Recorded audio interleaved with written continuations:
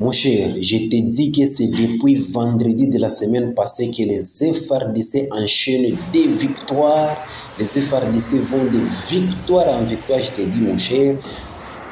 Ils ont tué des M23, des Rwandais du M23, puisque vous savez, les vendredis passés et les samedis passés, les FARDC ont fait monter des avions de chasse, les Sukhoi 25 là.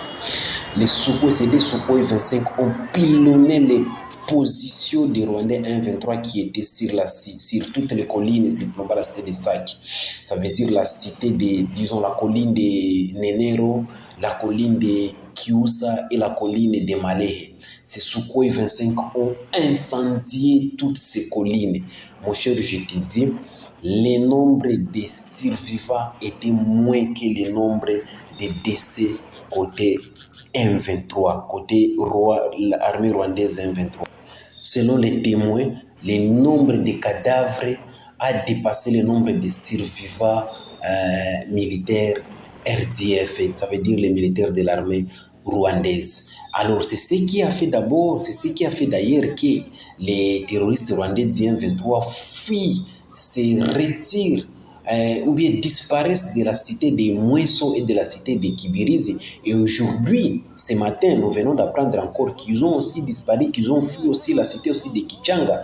La population de Kichanga s'est réveillée, n'a pas vu les terroristes du M23. Ils ont aussi disparu de la cité aussi de Kichanga aussi. D'ailleurs, hier, selon un rapport, il y a un habitat de Katembe toujours dans le territoire de Massis, qui a rapporté que les terroristes rwandais du M23 étaient en train de déplacer tous ces blessés et ces cadavres de combat. Ça veut dire les combats, les frappes chirurgicales du Sukhoi 25 des FARDC du vendredi et du samedi. Alors, il est déplacé pour les amener au Rwanda. Mais selon la population a pensé que les M23 ne peut pas arriver, n'arrivera pas vraiment à déplacer tous ces morts parce qu'ils étaient nombreux, Et les M23, qu'est-ce que les M23 commençaient à faire? Vu qu'il y avait beaucoup de cadavres, beaucoup de morts, les M23 commençaient seulement à trier seulement les officiers supérieurs RDF et les autres, ils les laissaient, ils creusaient des fosses communes, ils les enterraient dans des fosses communes. Tellement que les cadavres dépassaient le nombre vraiment de survivants.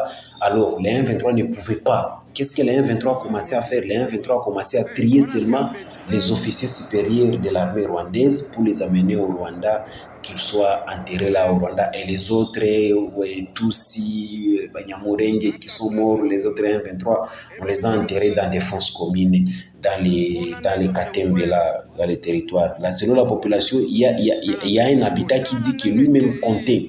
Donc, il comptait les officiers RDF qu'on a mis dans un camion là pour les amener au Rwanda. Les cadavres là. Il a dit qu'il a compté plus de 65. Et après, quand on l'a vu comme s'il était en train de compter, alors on l'a suspecté. Quand il a vu qu'il était déjà suspecté, c'est comme ça qu'il s'est retiré. Parce qu'il pouvait être aussi tué directement. C'est comme ça qu'il s'est retiré. Mais il dit que on continuait encore à mettre d'autres cadavres dans ces camions-là. Ça veut dire que c'est plus de 65. Si lui a compté 65 et après s'est enfoui, il a dit que tandis que les M23 continuent toujours à embarquer d'autres cadavres dans ces camions, ça veut dire que c'est plus de 65 officiers RDF qui sont morts. Et là, on triait seulement les officiers RDF. Et ceux qui ne sont pas officiers, on les laissait, on creusait des fosses communes pour les enterrer. Donc c'est grave mon cher. Voilà pourquoi il commence à fuir, voilà pourquoi il commence à se retirer des zones de combat. Il commence à disparaître des zones de combat.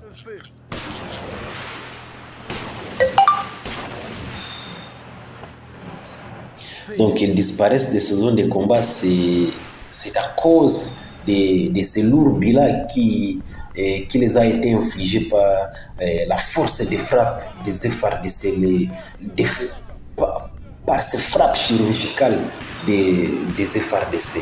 Donc c'est pas que ils se lient aux conventions de paix, aux accords de Luanda. Non, c'est pas ça.